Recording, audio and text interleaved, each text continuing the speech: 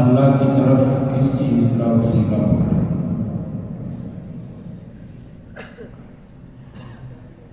وسیلہ پکڑنے کی کچھ صورتیں جائز ہیں، کچھ ممنوع جائز صورتیں۔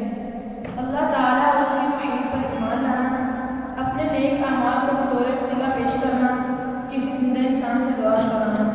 دلائل: اللہ تعالیٰ کا فرمان ہے وَلِلَّهِ الْأَسْمَاءُ الْحُسْنَى فَادْعُوهُ بِهَا، اور سب سے اچھے نام اللہ تعالیٰ کے ہیں، اسے ان ناموں سے پکارو۔ اور اللہ تعالیٰ نے فرمایا یا ایھا الذین آمنوا اتقوا اللہ وابتغوا الیہ الوسیلہ، اے لوگوں جو ایمان لائے ہو، اللہ سے ڈرو اور اس کی طرف وسیلہ تلاش کرو۔ ابن کثیر نے قتادہ رحمہ اللہ تعالی عنہ سے نقل کرتے ہوئے فرمایا ہے، یعنی اس کی اطاعت اور اس کے رضا کے مطابق عمل کرنے کے ساتھ اس کا قرب تلاش کرو۔ اور رسول اللہ صلی اللہ علیہ وسلم نے فرمایا اسألک بکل اسم هو لک، اے اللہ میں ہر اس نام کے ساتھ سوال کرتا ہوں جو تیرا نام ہے۔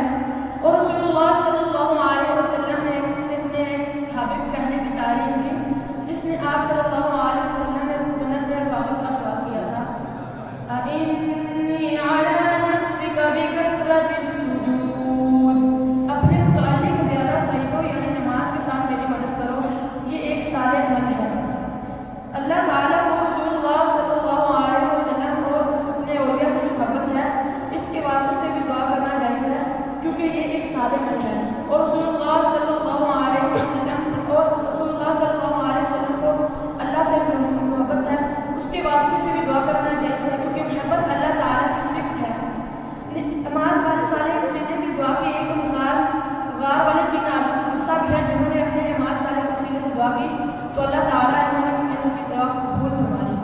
ممنوع وسیلہ: مردوں کو پکارنا اور ان کے حق سے حاجات طلب کرنا جیسا کہ آج کل ہو رہا ہے، یہ شرک اصغر میں سے ہے۔ اللہ تعالیٰ نے فرمایا وَلَا تَدْعُوا مِن دُونِ اللَّهِ مَا لَا يَنفَعُكَ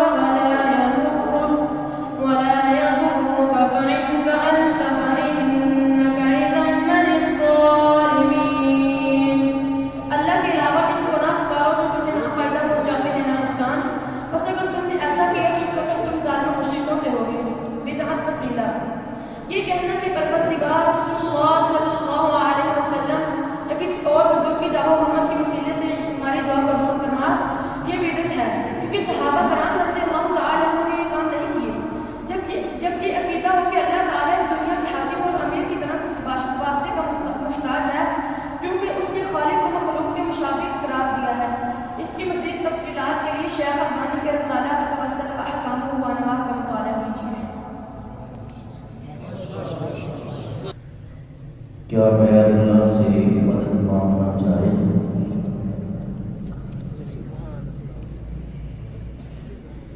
غیر اللہ سے مدد مانگنا جائز نہیں۔ اللہ تعالیٰ نے فرمایا ایاک نعبد و ایاک نستعین، ہم صرف تیری ہی عبادت کرتے ہیں اور کچھ ہی سے مدد مانگتے ہیں۔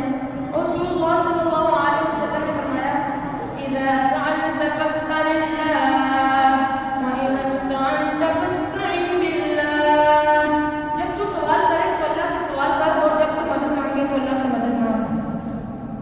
کیا ہم زندہ سے سفارش طلب کر سکتے ہیں؟ کیا ہم زندوں سے سفارش طلب کر سکتے ہیں؟ دنیا کے کاموں میں سفارش طلب کر سکتے ہیں۔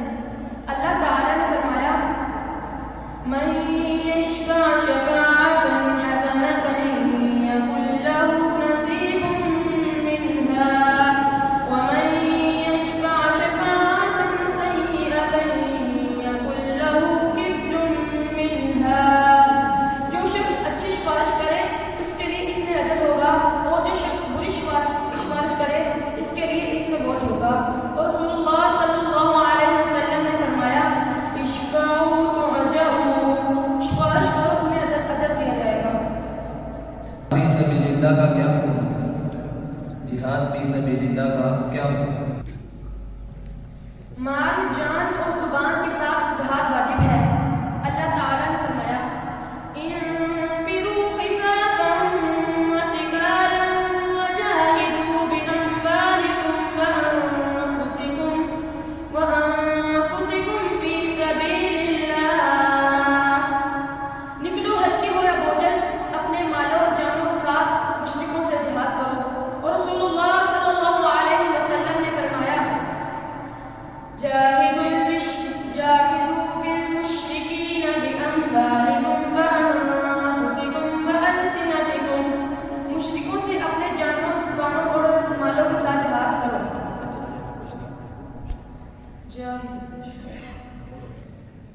क्या हम